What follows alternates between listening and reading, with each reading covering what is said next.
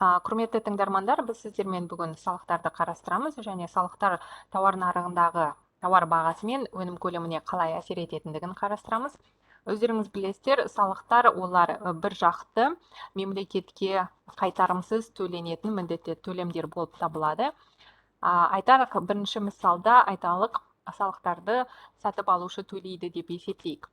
Алдарыңызда тауар нарығындағы сұраныс және ұсыныс сызықтарының тепе-теңдік графигі берілген, тауар нарығындағы тепе-теңдік графигі, және бұл мысалда тепе-теңдік баға 200 теңгеге тең, ал тепе-теңдік өнім көлемі 100 данаға тең.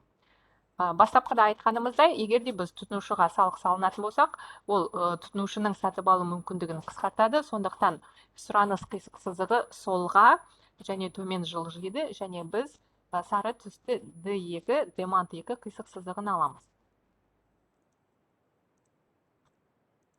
Бастапқыдағы қиылысу нүктесі ол салықсыз тепе-теңдік нүктесі болып табылады. Жаңа ұсыныс пен сұраныс D2 қисық сызығының қиылысу нүктесі салық салынғандағы тепе-теңдік нүктесі болып табылады.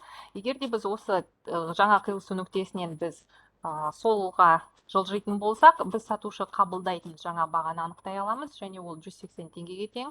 Егер де осы қиылысу нүктесінен біз төмен жылжитын болсақ, салық салынғандағы өнім көлемін анықтай аламыз. Ол 90 данаға тең, және ол бастапқы өнім көлемімен салыстырғанда қысқарған. Осы қиылысу нүктесінен біз жоғары бастапқы сұраныс қисық сызығына, кейін сол жаққа баға Y деңгейіне жылжитын болсақ, бұл біз тұтынушы төлейтін жаңа бағаны анықтай аламыз. Тұтынушы төлейтін жаңа баға 230 теңгеге тең. Осы бағадан сатушы қабылдайтын 180 теңгені шегерсек, бір салық көлемін анықтай аламыз. Және бұл мысалда ол 50 теңгеге тең. Екінші мысалда салық төлеуші өндіруші болып табылады деп есептейік.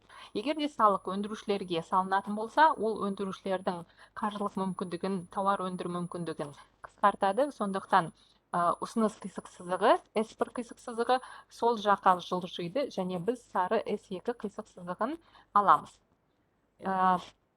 Бастапқы тепе-теңдік нүкте ол салықсыз тепе-теңдік нүктесі деп аталады, ал жаңа қиылысу тепе-теңдік нүктесі ол салық салынғандағы тепе-теңдік нүктесі болып табылады. Егер де осы жаңа қиылысу нүктесінен біз төмен жылжитын болсақ, салық салынғандағы өнім көлемін анықтай аламыз, және ол 90 данаға тең. Осы қиылысу нүктесінен біз баға деңгейіне өтетін болсақ, біз тұтынушы төлейтін жаңа бағаны анықтай аламыз, және ол 230 теңгеге тең.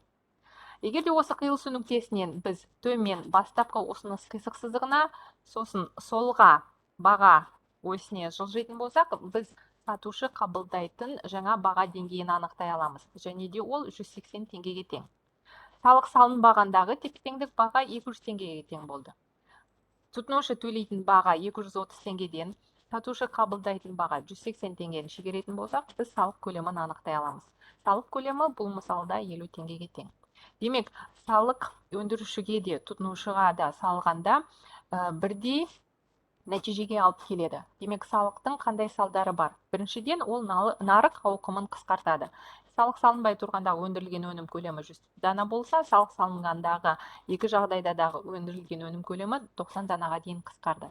Екіншіден, ол салық ауыртпашылығын тұтынушы да, өндіруші де артады, және олар салықты бөліп төлейтін болады.